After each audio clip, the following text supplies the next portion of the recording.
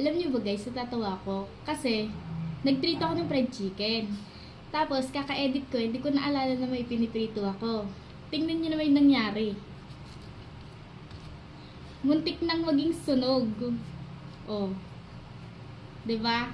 Muntik na maging sunog. Konti na lang, sunog na sunog na. Ito nga pala yung naprito ko ng mga fried chicken. Okay naman yung iba guys, hindi naman siya sunog.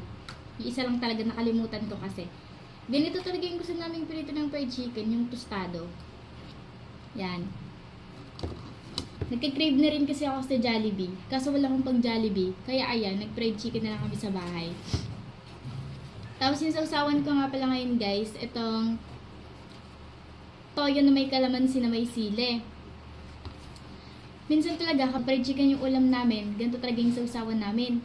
Minsan mas masarap kasi siya. Ganun. Para sa amin. Ewan ko sa inyo. Pero nagsawsaw din naman ako sa ketchup. Tapos gagawasan ako ng gravy.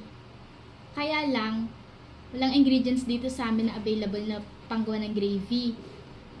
Tapos anong oras na rin ako nakapagluto, kaya madali-madali na lang din yun kasi kakatapos lang din namin maglinis ng bahay kanina. Vegetarian yung wallet namin, kaya ayan, ganito na lang yung sausawan namin. Masarap naman siya. Anong oras kayo kumain guys? Kasi ngayon 2:30 na, kakain pa lang ako. Ako nga lang mag-isa yung kakain eh. Dapat kasi sabay kami ng boyfriend ko. Kaya lang umalis siya kasi habang nagpipirito ako, umalis siya saglit kasi pinagawa niya yung motor.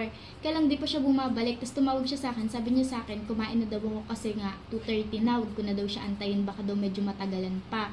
Lala, kakaawa tuloy yun. Di pa rin kasi yun kumakain, pero nagumagahan naman kami ng tinapay kanina, tsaka chocolate drink. Pandasalmate. Yun, sana makauwi na siya agad para makakain siya. Pinagluto ko pa naman siya na fried chicken. Yun lang guys. Kain muna ako. Bye-bye.